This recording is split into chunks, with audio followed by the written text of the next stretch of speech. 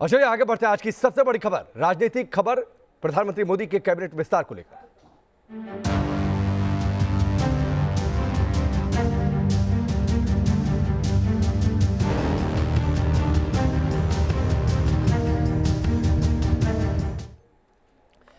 मोदी 2.0 का मंत्रिमंडल विस्तार आज है। 20 नए मंत्रियों को आज शपथ दिलाई जाएगी। ये आज की सबसे बड़ी खबर और इस बड़ी खबर पर लगातार हम पूरे दिन बने रहेंगे।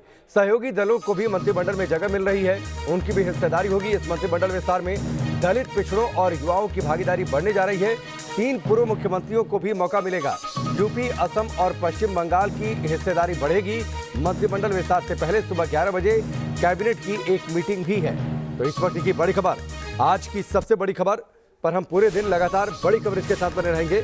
मेकओवर से मिशन 2022 पर नजर है, क्योंकि प्रमुखता से उन राज्यों को ध्यान में रखा गया है जहां पर अगले साल यानी 2022 में चुनाव है। इसमें सबसे बड़ा सूबा देश का उत्तर प्रदेश है। सहयोगी दलों की भी मंत्रिमंडल विस्तार में हिस्सेदारी होने जा रही है। आज प्रधानमंत्री मोदी अपने दूसरे कार्यकाल के तहत कैबिनेट का विस्तार करेंगे। शाम 5:30 से 6:30 के बीच शपथ ग्रहण समारोह हो सकता है राष्ट्रपति भवन में, और इसकी तैयारियां करीब करीब पूरी हैं। लगातार इस बात की चर्चा हो रही है कि सरकार दरअसल गवर्नेंस की क्वालिटी सुधारना चाहती है, निराशा दूर करना चाहती है, जातीय और क्षेत्रीय प्रतिनिधित्व के साथ काबिलियत में संतुलन हो। 5 तस्वीरें आपके सामने हैं। आप देखिए, जो बड़े चेहरे दिल्ली पहुंच चुके हैं।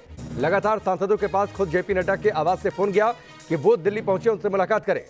ज्योतिरादित्य सिंधिया जब से मध्य प्रदेश की सियासत में बदलाव आया था, भारतीय जनता पार्टी में आए थे, उनका नाम सबसे आगे, वो इस कैबिनेट का हिस्सा होने जा रहे हैं। रीता बहुगुणा जोशी उत्तर प्रदेश से, पशुपति पारस वो मंत्री बन सकते हैं। सर्बानंद सोनोवाल असम के पूर्व मुख्यमंत्री, वो भी कैबिनेट का हिस्सा होंगे।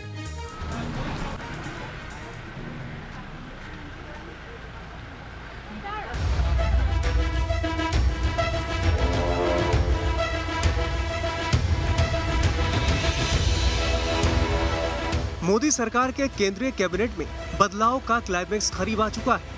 मोदी मंत्रिमंडल की 2.0 टीम की लिस्ट भी तैयार।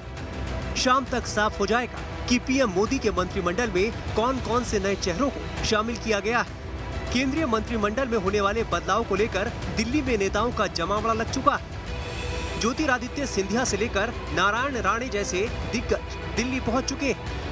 आपको कैबिनेट में नाम चल रहा है।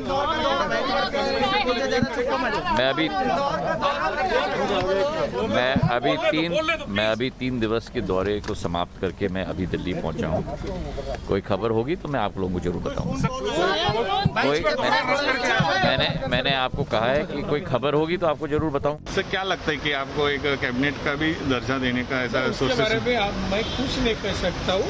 मैं पहुँचने के बाद मुझे जानकारी मिलने के बाद मैं कहूँ। मोदी की नई टीम में शामिल होने वालों में जिन नामों पर सबसे ज्यादा चर्चा हो रही है वो है ज्योतिरादित्य सिंधिया। 16 महीने के इंतजार के बाद आखिरकार ज्योतिरादित्य सिंधिया को सब्र का फल मिलने जा रहा है। ज्योतिरादित्य सिंधिया 4 बार मध्य प्रदेश के गुना से सांसद रह चुके हैं। 18 साल तक कांग्रेस में कई महत्वपूर्ण पदों पर रहने के अलावा उन्हें यूपीए सरकार में कई मंत्री पद संभालने का भी अनुभव। राहुल गांधी के 55 के मित्र होने के बावजूद कांग्रेस में भाव न मिलने से वो नाराज होकर 2020 में बीजेपी में शामिल हो गए थे। मोदी की नई टीम में महाराष्ट्र के कद्दावर नेता नारायण राणे को भी जगह मिल सकती है। महाराष्ट्र स्वाभिमान पार्टी के बीजेपी में विलय के बाद से ही कयास लगाए जा रहे थे कि उन्हें बीजेपी में बड़ा पद दिया जाएगा। राणे महाराष्ट्र से राज्यसभा सांसद, वो एक बार महाराष्ट्र के सीएम भी रह चुके हैं। साल 2019 में वो बीजेपी में शामिल हुए थे और 6 बार विधायक रहे। मोदी सरकार के दूसरे कार्यकाल में ये पहला कैबिनेट विस्तार। ऐसे में इस विस्तार के जरिए सियासी समीकरण के साथ साथ कई राज्यों में होने वाले विधानसभा चुनाव को भी साधने की कोशिश हो रही है। इस बार मोदी कैबिनेट में करीब 20 से अधिक नए चेहरों को जगह मिल सकती है, जिनमें पिछड़ों, दलितों और महिलाओं को प्राथमिकता मिलेगी, जबकि मौजूदा कैबिनेट से कुछ लोगों को बाहर का रास्ता दिखाया जाएगा। उन मंत्रियों के काम का बोझ भी हल्का किया जा सकता है, जिनके पास 1 से अधिक मंत्रालय। इससे पहले बीजेपी के कद्दावर नेता और केंद्रीय मंत्री थावरचंद गहलोत को कर्नाटक का राज्यपाल बना दिया गया है। उनकी जगह कैबिनेट में किसी नए चेहरे को मौका दिया जाएगा। देखो, ये तो परिस्थितियां आती जाती रहती है। मुझे जो दायित्व मिला पहले, उसको भी मैंने निभाने की कोशिश की और अब जो दायित्व मिला है उसको भी निभाने की कोशिश करूँगा। नेताओं के दिल्ली आने का सिलसिला शुरू, हालांकि अभी खुलकर कोई कुछ भी बोलने को तैयार नहीं। चर्चा ये हो रही है कि पासवान जी दिल्ली में रहेंगे पर पशुपति पारस और वहाँ पर एक नई राजनीति लिखेंगे, केंद्र में मंत्री बन के और फिर बिहार की सेवा करेंगे। ये बात कहाँ तक सच है? ये बात कहाँ तक सच है ये तो मैं नहीं बता सकता, राज को राज रहने दीजिए। दावा किया जा रहा है कि कई नेताओं को बीजेपी आला कमान का कॉल भी आ चुका है, जिनमें मोदी कैबिनेट में शामिल किए जाने की चर्चा है। इनमें असम के पूर्व मुख्यमंत्री सर्बानंद सोनोवाल, उत्तराखंड के पूर्व मुख्यमंत्री तीरथ सिंह रावत, रीता बहुगुणा जोशी, सुशील मोदी, जामयांग नामग्याल, जेडीयू से लल्लन सिंह और अनुप्रिया पटेल शामिल। मौजूदा वक्त में एक मंत्री कई मंत्रालयों का बोझ उठा रहे हैं। कई राज्यों में विधानसभा चुनाव होने वाला है, लिहाजा मोदी 2.0 मंत्रिमंडल विस्तार को अहम माना जा रहा है। Team news nation. तो आज शाम को प्रधानमंत्री मोदी के कैबिनेट का विस्तार होना है। जिन बड़े चेहरों पर सबसे ज्यादा नजर है और जो इस कैबिनेट का हिस्सा होने जा रहे हैं, जो जानकारी है वो चेहरे हम आपके सामने रखते हैं एक एक करके ग्राफिक्स के जरिए। मध्य प्रदेश के युवा और तेज तर्रार नेता 2020 में कांग्रेस छोड़कर बीजेपी में आए थे, ज्योतिरादित्य सिंधिया, उनका नाम सबसे आगे। रीता बहुगुणा जोशी, सुशील मोदी, राकेश सिंह मध्य प्रदेश से, इनका नाम आगे चल रहा है।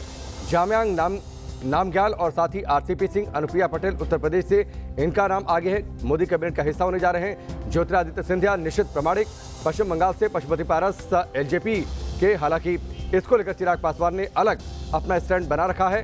कैबिनेट का विस्तार हो क्यों रहा है? क्योंकि कई मंत्रियों का बोझ कम करने की सरकार की कवायद है। सरकार का यह मानना है कि इससे गवर्नेंस की क्वालिटी में सुधार होगा। अभी कैबिनेट में कुल 53 मंत्री हैं, 79 हो सकती है कुल मंत्रियों की संख्या, यानी अच्छी खासी जगह खाली है और उसी जगह को फिल किया जाएगा।